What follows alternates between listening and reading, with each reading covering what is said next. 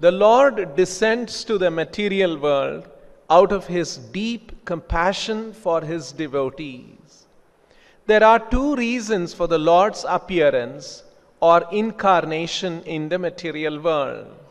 Whenever there is a discrepancy in the discharge of religious principles and there is prominence of irreligion, the Lord descends for the protection of the devotees and the destruction of the non-devotees. When he appears, his main purpose is to give solace to his devotees. He does not have to come himself to destroy the demons, for he has many agents. Even the external energy Maya has sufficient strength to kill them.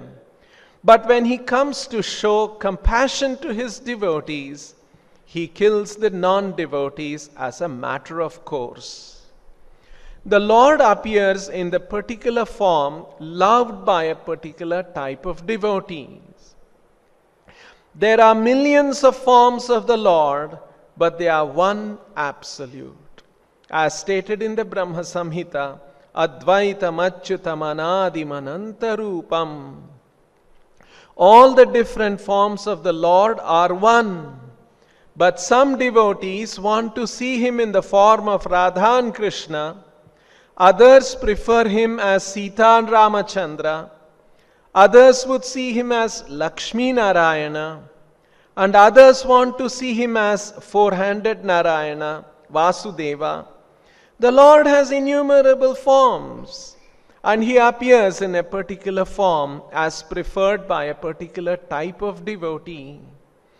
A yogi is advised to meditate upon the forms that are approved by devotees. A yogi cannot imagine a form for meditation. Those so-called yogis who manufacture a circle or target are engaged in nonsense.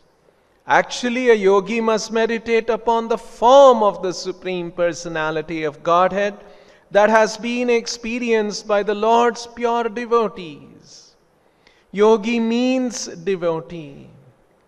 Yogis who are not actually pure devotees should follow in the footsteps of devotees.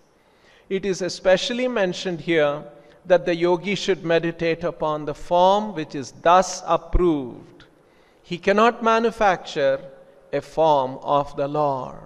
Lord Kapila is saying, Sanchintayet, one should meditate upon. Bhrutyanukampita diyeha grihita murthe. Sanchintayet bhagavato vadanara vindam. Vadana refers to his face. Here it is referring to his appearance, his countenance, facial expression. Sanchintayet bhagavato vadanara vindam. And that face, the beautiful face of the Lord, the beautiful facial expression is like an aravinda, like a lotus flower. And what is the expression? Bhrutyanukampita diyeha, dhiya. Bhrutya, devotees. Anukampita, his compassion. Anukampita dhiya. Dhiya means intelligence, but here it is in the sense of mental disposition. So this mental disposition is anukampita, bhrutyanukampita dhiya. And according to, because of such compassion for his devotees, he accepts different forms according to the desires of the devotees. Gruhita murtehe. The Lord who accepts different forms according to the desires of the devotee, Gruhita murtehe, such a Lord, Bhrutyanukampita dhiha, out of such a compassionate attitude, he has this kind of an expression, Vadanara vindham bhagavato, the Lord, and such a face, such a form of the Lord, Sanchintayet, the yogi should meditate upon. And further, Yad Visphuran Makara Kundala Valgitena. He has earrings which is Makara Kundala, has the shape of an alligator and which is shaking gently. Valgitena Yad Visphuran. And that is glittering. And because of that, Vidyotita Amala Kapolam, and his very, very beautiful cheeks on which Vidyotita Amala Kapolam, the reflections are there from the earrings, glittering earrings. And he also has Udaranasam. He has a prominent nose. The yogi should then meditate on Sanchintayet, on the lotus-like countenance, Vadanara Vindam, of the Lord Bhagavato, who presents his different forms in this world. Iha, who presents his different forms, Grihita Murtehe, in this world, out of compassion, Anukampita Dhiya, for the anxious devotees, Bhritya. His nose is prominent, Udaranasam, and his crystal clear cheeks, Vidyotita Amala Kapolam, are illuminated by the oscillation, Valgitena, of his glittering alligator-shaped earrings. Vispuran Makara Kundala. And the yogi should meditate on such a form of the Lord.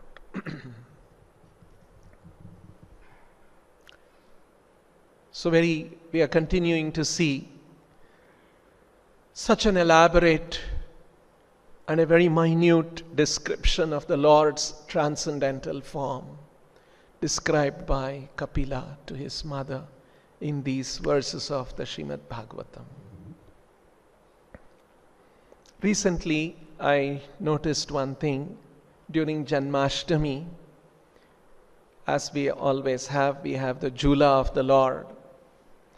And in Vrindavan, somehow it happens more there than it happens here. When people come to do Jula, they'll do a Jula and very devotionally they'll pull out something from their pocket and put some money in the plate which is kept there.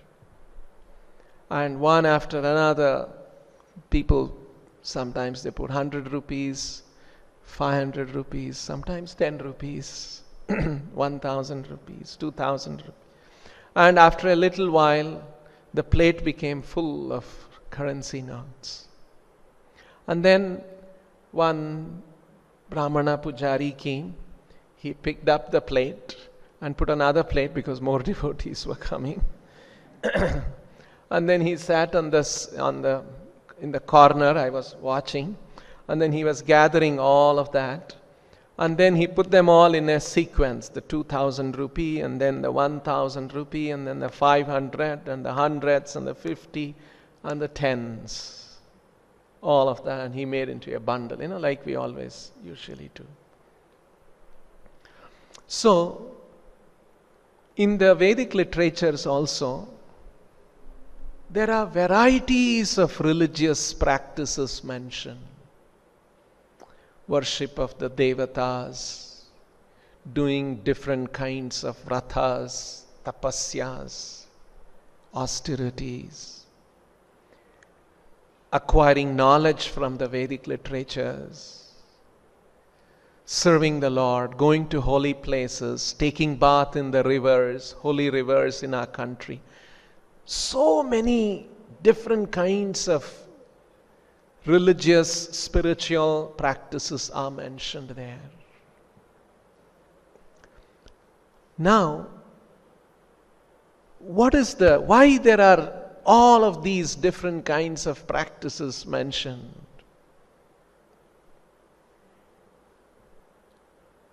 What Bhagavad Gita does and what the acharyas do, they give a certain structure to it. These are elementary level religious practices. These are a little bit more advanced. This is even more advanced. And this is the most advanced. Just like the devotee put all the currency notes into 2,000, 1,000, 500.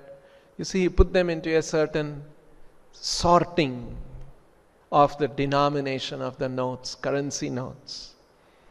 Then you get a sense, yeah, this is the most valuable. All of them are piece of paper, one may say. No, this is the most valuable piece of paper. This is next, and this is next, and then this is 10 rupee note. In the same way, many Vedic processes may be there, but there is a certain stratification of that. And we see that, and that is essential, because otherwise it looks like so many religious practices are there. What is behind all of these things? One example of the verse which Krishna does that throughout the Gita in many places. One of them is in connection with the Dhyana Yoga, where Krishna says, Tapasvibhyo adhiko yogi, gnanibhyopi matho adhikaha, karmibhyaschadiko yogi, tasmad yogi bhavarjuna. Because this whole chapter is about yoga, Dhyana Yoga particularly. So, in the previous chapters, Krishna had described jnana, he had described tapasya, he had described karma. So now he is putting all of them in a sequence, and he is saying, now what I have described yoga, that tapasvibhyo adhiko yogi. A person who is performing this yoga, the meditation on the transcendental form of the Lord, he is higher than a tapasvi. Gnanibhyopi matho adhikaha. He is higher than even a jnani who is in pursuit of knowledge. Karmibhyaschadiko yogi. And he is superior, higher than a karmi. Tasmad yogi bhavarjuna. Therefore, become a yogi. Krishna is telling. So, basically he has placed yogi in a higher pedestal than tapasvi, jnani and karmi. Karmi is somebody who is practicing various karma kanda kind of literature. That's one. This is another articulation of Sri Chaitanya Mahaprabhu. Because bhurini bhuri karmani shrotavyani vibhagashaha, Vedic literatures are full of so many karma, do this, don't do this kind of. Now there is a requirement to place them all in. Just like you may say, if you go to a bookstore, so many books are there. Primary school mathematics book is there, middle school mathematics is there, high school mathematics is there, college mathematics is there, postgraduate mathematics is there. And then you don't know which one to read. You have to read that book which is appropriate to your level of understanding. A small child goes and buys a postgraduate mathematics and then he looks at it. He'll get scared. So in the same way, all of these Vedic processes are there, and they are meant for souls which are evolving gradually to different degrees of spirituality. And that is being explained. Even in the second chapter, Krishna talks about Vedavada Rathaha. That's referring again to the Karma Kanda. Karmibhyas Chadiko Yogi. Yogi is higher than all of this. Another another instance that Krishna talks about this is in the 12th chapter, where he begins to say that this is the highest. If you can't do this, do this. The highest is love of Krishna, where one is residing in Krishna, one's mind is attached to Krishna, and if you are not able to be in that state, then you do the sadhana bhakti. If you can't do sadhana bhakti, then you work for Krishna and offer the results to Krishna. If you can't even do that, then you should meditate on Krishna. If you can't even do that, you should acquire knowledge about Krishna. If you can't even do that, then you work and for the welfare of people and practicing the varnashrama. So that is the beginning. Practicing varnashrama and acting according to the different rules of the ashramas, that is the basic aspect of human society. Karmibhyaha, karma comes there. There are tapasvis who practice that and then move up like this. So these are all instances in the Bhagavad Gita where we get some clarity of what all of these different spiritual processes are. And the Lord, as it is described here, Bhrityanukampita dhiya. His disposition is Bhrityanukampita, very, very compassionate towards the devotees. And there is another verse which we read some months ago, or maybe a year ago, from the third canto of the Bhagavatam, which is another very beautiful verse, describes the Lord's. How is the Lord's presence? Kritsna prasada sumukham spruhaniya dhama. His sumukham, again this is also describing his face, his appearance, his countenance, is spruhaniya dhama. Kritsna prasada, and his facial expression is to show mercy to the living entities. Snehava kalaya hrudi samsprushantam. Sneha avaloka kalaya. His affectionate smile and glances. His affectionate smile and glance. Hrudi samsprushantam. Touch the heart of the devotees. Very, very beautiful expression here. Subhagayantam ivatma dhishnyam. And he is spreading the good fortune he wants to spread the good fortune of this transcendental world. He is actually inviting. Now, the dhyana stage is the sanchintaye. The yogi should meditate on this form of the Lord. The Lord has got these glittering alligator-shaped earrings. He has got clear cheeks and udaranasam he has got, and then his expression is Bhrityanukampita dhiya, and a yogi is supposed to meditate on all of these things. On the one hand, the Lord is very compassionate and the yogi is asked to meditate. In a sense, this is not actually bringing the yogi too close to the Lord. This is referring to the dhyana, which is actually a very, very beginning stage of an interaction with the Lord. Just like Prabhupada's wonderful example, you are driving on the highway and you see along the horizon range of mountains, and from a distance it is hazy. You can't make out much of it. You know that there are some mountainous outcrops are there, but you can't make out. But then you keep driving. Now you come closer to the hill, then you start making a little more clear, seeing more clearly.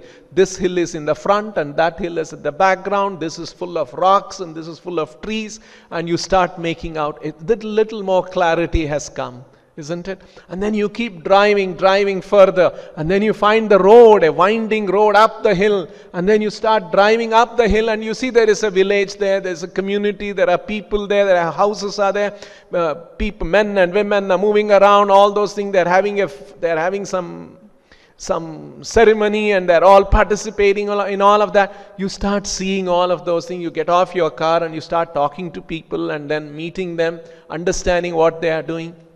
Now, all these three stages are knowledge about the range of mountains. Driving far away in the highway, you have a certain idea of the mountain. You get a little closer and you see the boulders and the trees and a little more distinctly. That's also knowledge of the mountain range. And then you drive up and get off the car and you are talking to the people. You are having more intimate knowledge of the mountain range. In the same way, Brahmeti Paramatmeti Bhagavaniti. And this dhyana process, by and large, it is about that in-between stage where you are just getting a certain understanding. If the Supreme Absolute Truth is a person, and a yogi is asked to meditate, it's actually, if you want to know a person, it is not that you see from a distance you will know him. You have to go to him, talk to him, and you have to associate with him. Then you will get to know more and have a relationship with him and start interacting with him and participate in his activities. That's when you really get to know him, isn't it? Dhyana yoga, by and large, prepares the yogi to transfer to the Vaikuntha Loka, where he can continue to see the beautiful, majestic feature of the Lord and keep admiring. And maybe a little bit more, maybe do a little bit of a service to the Lord. But it is basically awe and veneration. But even that's a very big thing. It's not a small thing, because the Lord is so great and His beauty is so enchanting. Just to look at Him, the yogis are stunned by that. But that is only one stage. Krishna is anukampita dhiya, bhrityanukampita. That's not enough. I want you to come closer to me also, because that's His compassion. Bhrityanukampita dhiya. He wants us to get closer and closer. But you have to be qualified also to get closer. This is high advanced mathematics. You should have passed your graduation and all those things and got all your basic concepts clear. Then you can understand the higher concept. So one has to prepare oneself to come to even closer to the Lord and become an associate of the Lord and serve the Lord. And not just serve the Lord because He's a person. Actually, a person will reveal himself as you get closer and closer to Him in relationship. And that's called intimacy. Get intimate with the Lord. All of these are possibilities, and the Bhagavatam is gradually teaching us all of these things. That is why Krishna mentions in the Bhagavad Gita, "E yathamam prapadyante tamstathaiva bhajamyaham." This is the bhajamyaham. Krishna has used the word bhajami. Bhajami means to share, to bestow, to reward. As you surrender to me, I reward. More you surrender to me, more I reward. I reward. Here, I reward myself to you. You get to know me more and more. So, more one surrenders, there is more revelation of the Lord, more understanding of the Lord. And when you say a person, you understand a person when you become closer to him, which means intimacy. That is why this is a very, very wonderful statement in Chaitanya Charitamrita when Krishnadas Kaviraj Goswami is describing why Lord appeared as Chaitanya Mahaprabhu. He's describing the thinking of the Lord, what is going on in Krishna's mind. He says, Aishwarya Gnaneta Sabha Jagatam Mishrita. Generally, people know the Lord's Aishwarya Jnana, how the Lord is very powerful, all His opulences, all His different potencies. Aishwarya Shitila Preme Nahimora Prita. But this knowledge of the majestic feature of the Lord, Aishwarya, this Aishwarya Gnana, Shitila Prema, actually dilutes the intimacy. That is true, isn't it? When you are in front of your boss, when somebody is working in a company or something in front of the boss, you'll be very careful. The boss, after all, is very powerful. You don't get so close to him. So in the same way, Aishwarya Shitila Preme Nahi Mora Priti. Actually, when my devotees are too conscious of my Aishwarya, that actually dilutes their devotion and their intimacy with me, and that does not please me so much. This is actually opening up a new understanding of God consciousness, which is unprecedented, which is described in the Bhagavatam. Unprecedented. It is actually, it begins in the Bhagavad Gita. And that is why Chaitanya Mahaprabhu uses this word, prema bhakti. It is bhakti, but it is full of prema, love. And when such an interaction is there, it's a completely different. There is one very nice verse in the Bhagavatam, how the devotees get close to the Lord. This is describing the Gopas, Krishna's Gopa friends, what they do. Actually, these Gopa friends are Krita Punya Punja. They're actually very, very spiritually, very elevated. Spiritually, all that in terms of the transcendental processes, they have very, very elevated. And now they have become very close to Krishna. Yadi duram gata Krishno vana shobekshanayatam. Now the Lord, when He comes here in the material world, to, like Prabhupada has described here in the purport, to show compassion to His devotees, and His extreme compassion is He wants to reveal Himself more and more to the devotees. So He has come, and when He descends as Krishna, He brings His spiritual world Vrindavan, which is actually a manifestation of His internal energy. But His internal energy has manifested the forests of Vrindavan so beautiful, even Krishna has become wonderstruck by seeing the forest beauty. So when the children, with the Gopas, He is playing around, sometimes He looks at the forest and he is too attracted to the forest. He walks away and he is looking at all the trees and the forest and the mountains and the rivers and all of that, and he is struck by that.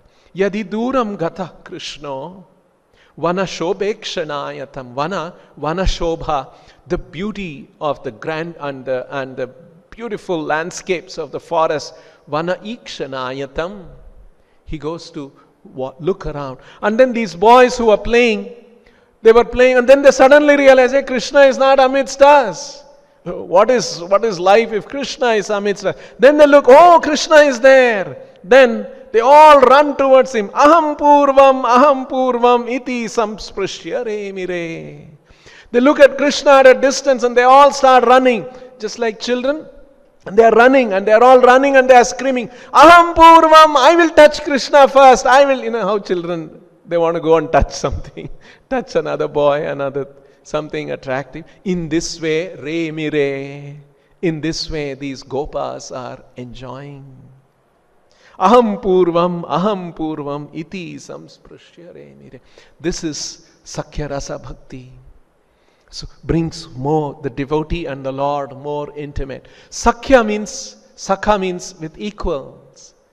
And when there is equality between the Lord and the devotee, actually there is no equality. The Lord is supreme, Vibhu. Devotees are Anu. But the Lord allows these different kinds of devotional interactions with His devotees because of anukampita dhiya, out of His compassion, because He wants to have loving relationship with His devotees. And next, Bhagavatam also describes, Kunti Devi talks about Gopya dade tvayi krita gasidhamata vatyate dashashru khalilanjana sambramaksham vaktram nini. Krishna was there as a small boy, and lot of complaints were coming about him that he is very naughty, he is stealing, and Mother Yashoda would not care too much. But these complaints kept coming again and again and again. So Mother Yashoda decided, I'll do something about it. And she looked around and she found a piece of rope in the house. And she started walking towards Krishna. And Krishna saw that. Gopyadade tvayi krutagasi damatavat. Krishna saw Mother Yashoda coming with a rope in her hand. Dama.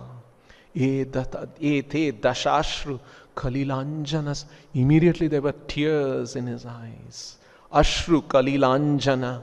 And the tears mixed with the mascara that mother had applied, and his eyes were sambramaksham. He was thinking, where I shall run away.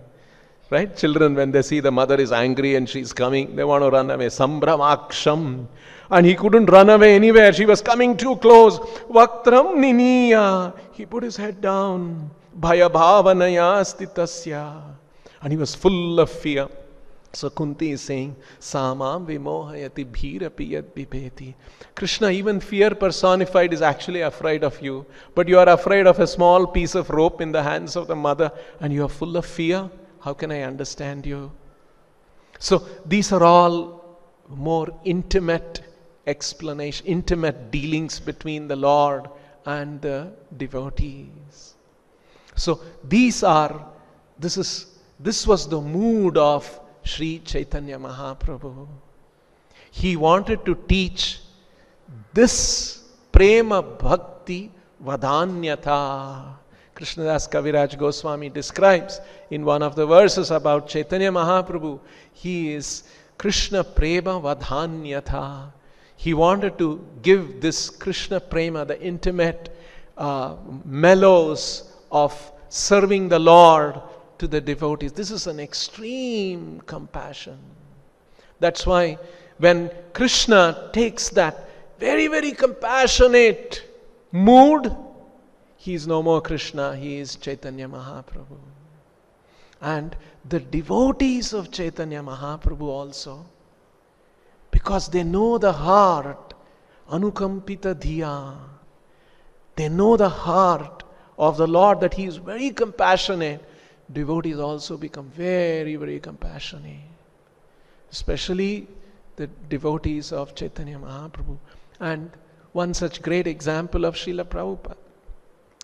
We know how Srila Prabhupada, when he first started the movement in 1965, he conducted, very soon after the temple was set up, he conducted the initiation. A few initiations happened. A marriage happened. All of that among his new followers. Because in America, that was the practice, and that is practice going on everywhere in the world. Men and women were living together, but they were not married. Prabhupada said, if you are living together, you should get married. So slowly he was reforming them, bringing them in line with the Vedic principles. And after a little while, Srila Prabhupada went to the West Coast, to San Francisco. Devotees told Prabhupada that just like here, there are all of these young people looking for alternate meaning of life, purpose of life, looking at Eastern mysticism. The devotees told Prabhupada, there's another group, there's another epicenter of this counterculture movement in the West Coast, that's in San Francisco. And so Srila Prabhupada comes there. And very soon, the temple is created there. And then Prabhupada announces that. Actually, one of the devotees bring a few young people who are coming there and say, Swamiji, now they want to be initiated. So Prabhupada is very happy. They used to call him Swamiji. So Prabhupada said, all right. So he fixes a certain date. So on this date, we will have the initiation. And he tells the young new candidates that you should arrange bricks, you should arrange sand, you should arrange butter, you should arrange wood, you should arrange bananas and some flowers. So for those Westerners, they're trying to figure out what's all this? Bricks, sand, and rice, and butter. Butter for what? They discussed among them, no, you have to put the butter on the fire. Oh, butter on the fire. Usually in a Western mind, what is butter for? For applying on your bread and eating. But here there is some new application of butter that they had never heard about. You have to put it on fire. Something very, very strange. But then these young devotees, they didn't have enough money. They discuss how much butter do you need? And then someone said you should bring about 5 pounds of butter. 5 pounds of butter, that's a lot of money. And anyway, we are not going to eat that, right? So this devotee, this young devotee who was going to get initiated, he goes to a milk dairy and then he tells them, do you have any, reject butter? Because it's not meant for consumption. They don't know it's actually meant for the highest consumption by Vishnu. They don't know all those things. And then they say, oh, okay, we have got this butter. When butter comes in touch with machine parts, then according to USDA standards, it is not fit for human consumption. They reject that. And so there was a man who said, okay, you can take this 10 pounds of butter. And he was very happy. I wanted 5 pounds. I got 10 pounds of butter. But he had to sign a disclaimer. This will not be for human consumption. And if anything happens, I'm not responsible, etc. So he signs that and he brings the 5 pounds, 10 pounds of butter. And then on that day, Prabhupada comes. He's sitting, and then all the devotees. And those devotees don't know they know that there is something known as an initiation ceremony. They don't know how they have to be dressed. So an important ceremony.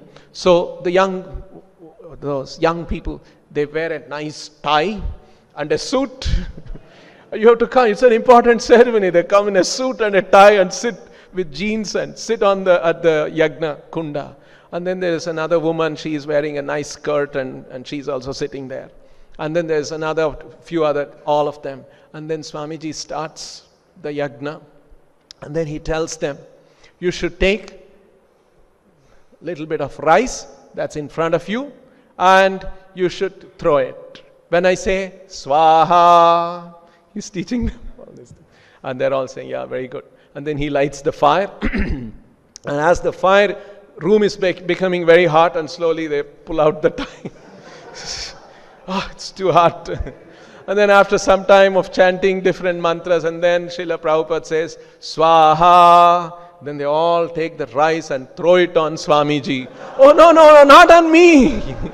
You should throw it on the fire. Oh, you should throw it on the fire. Is it? Okay. And then next time he says Swaha, and all the rice comes into the fire. And then it goes on, and then Swaha, Swaha many times. And then Srila Prabhupada says, now the bananas. Oh, bananas. And they pick up the banana and they start peeling. Because what is banana for a Westerner's mind? It's meant for eating. No, don't peel the banana. It's not for peeling. And then when I say next Swaha, you should put the banana into the fire. Oh my God, banana into the fire. It's all very strange for them.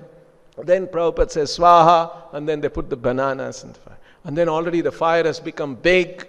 And then at the end, Om Purnamada Purnam, all that is over. And then now Prabhupada says, now bow down.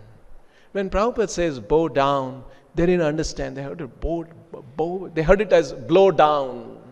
They didn't understand Prabhupada saying bow down, because they don't know what is bowing down and all that. So one of them, meanwhile Prabhupada had given different names to the devotees. There was one person by name Harvey. So Prabhupada called him, he chanted on his beats, and then he gave him the name. So your name will be Haridas. But he heard it as Harry, because that's a familiar name. Hari they have not heard. Oh, my name is Haridas? Okay, Harry. And so he thought it was Harry. So then when Prabhupada said, bow down, Harry understood that we have to do something. And then he comes on his knees, bends down, and he starts blowing on the fire. He heard it as blow down. So you have to come down and blow. And then all others start coming down, and the whole smoke comes on Swamiji. Oh no! See how compassionate Prabhupada is. To these Westerners, he's introducing them all these kind of things very, very gradually. They don't understand any of what all these things are, because he has gone there to give them Krishna Prema. Very, very elevated, highest levels of spirituality of Krishna Prema, because that's the heart of the Lord. Bhrutyanukampita dhiya. The Lord's compassionate disposition, these pure devotees know. Chaitanya Mahaprabhu's devotees know, and they want to give that to the people. So this was the kind of a situation Srila Prabhupada was in, just to give that compassion showing compassion to the fallen living entities. We'll stop here. Grantaraj Srimad Bhagavatam ki, Srila Prabhupada ki jai.